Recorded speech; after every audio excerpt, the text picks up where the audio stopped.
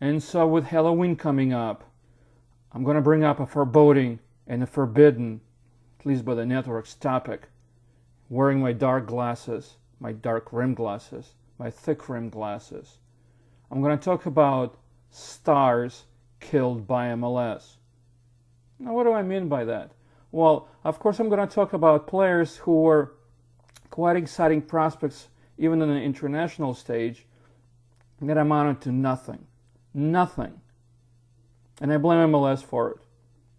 Now, I'm not going to blame MLS for Break Shea, who didn't have a chance to go to Europe and then pooped in his pants or got a fight with fans or did something and came back to MLS and kept producing nothing. Someone with great potential, but a little bit of a light in his brain cells.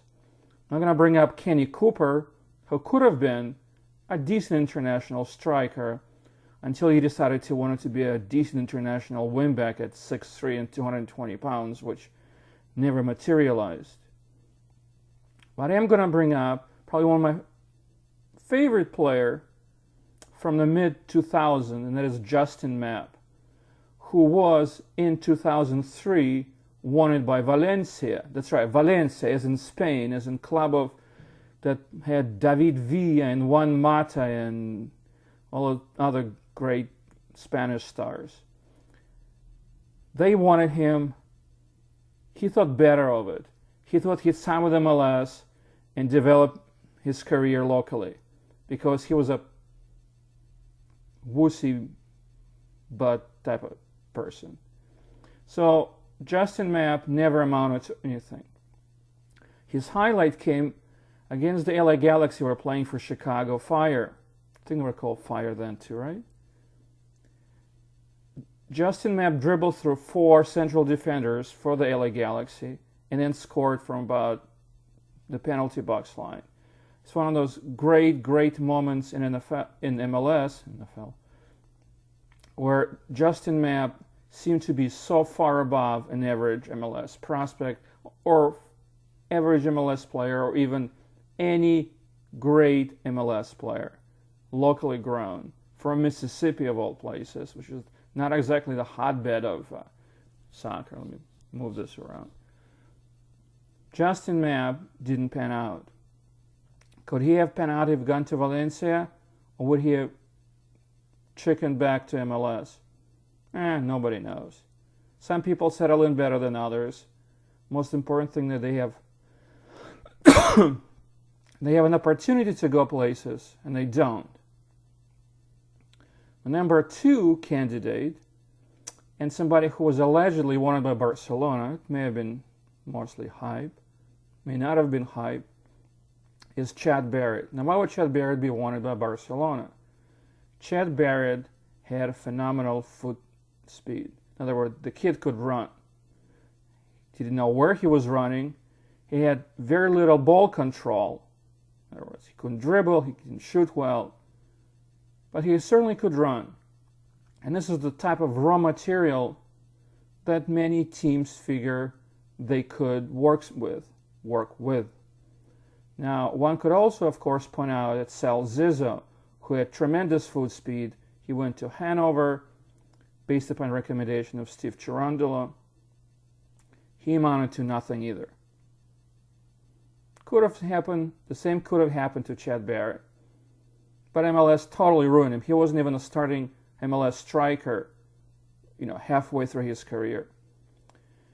And the player with highest potential that MLS ruined, no, it wasn't Robbie Rogers, Josie Altidore, or Chris Seitz, or Steve Cronin, or any bunch of players from the semi-successful U20 teams that may have achieved something but hadn't. The number 1 star that MLS ruined, who could have been ruined anyway, but who was definitely ruined in MLS, is Marvell Wynn. When I was watching Marvell Wynn play for the United States in 2008 Olympics, he was completely, out of this world. His speed was so high, he was blowing up Nigerian team players who were, fairly athletic, as if they were standing in place. Anywhere in Europe, his lack of rudimentary understanding as a player, where he was, where he wasn't, and his mediocre foot speed would have been worked on continuously and constantly until he was, as a package, mediocre, at least. And he was already mediocre. In fact, he was already good. He was already Dutch quality. Could have played in the Netherlands in the Eredivisie. The best he could do is play fullback. Bob Bradley took him to 2007 Copa America and then brought him in a couple of times. And then nothing. Nothing. And so you take three of these players who were definitely wanted by good European clubs.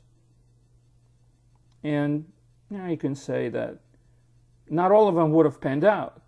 After all, Robbie Findlay of the 2010 World Cup fame went to Leeds. He didn't pan out. Robbie Rogers went to Europe. He didn't pan out. Bobby Convey sort of panned out until he had some injuries and came back.